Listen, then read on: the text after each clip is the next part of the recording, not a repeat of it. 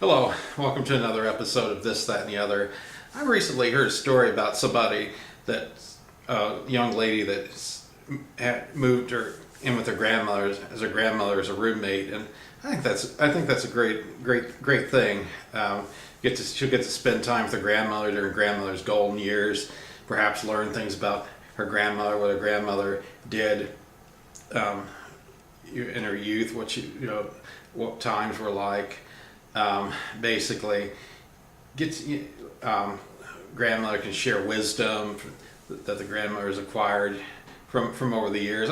I think it's a great experience. I wish my grandmothers were still around. I could talk to them more and ask them more questions. I started doing genealogy over 30 years ago, and I did. My mother's mother was still around, and I did actually ask my grandmother some questions. And my father's mother, she died when I was in middle school, and I did actually get a little bit of information from her too about her parents. And I asked questions, and they would both tell me about what life was like during the olden days, and a lot of interesting stories to share. My dad's mother was born back in 1890, so she talked about what it was like growing up during the early 1800s and having to walk to school in snowstorms. And people didn't treat snow like they do now. They didn't cancel school just because of a little snow like they do today.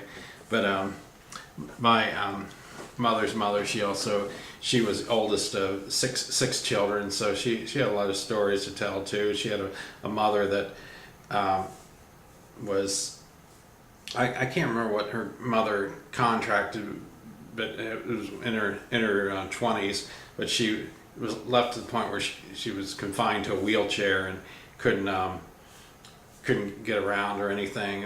But still having to raise six kids in that situation. But I had a lot of fond. I've had a lot of fond memories of my grandmothers too. I never didn't know either one of my grandfathers. My grandfather died before I was. My dad's father died before I was born. My mother's father died when I was about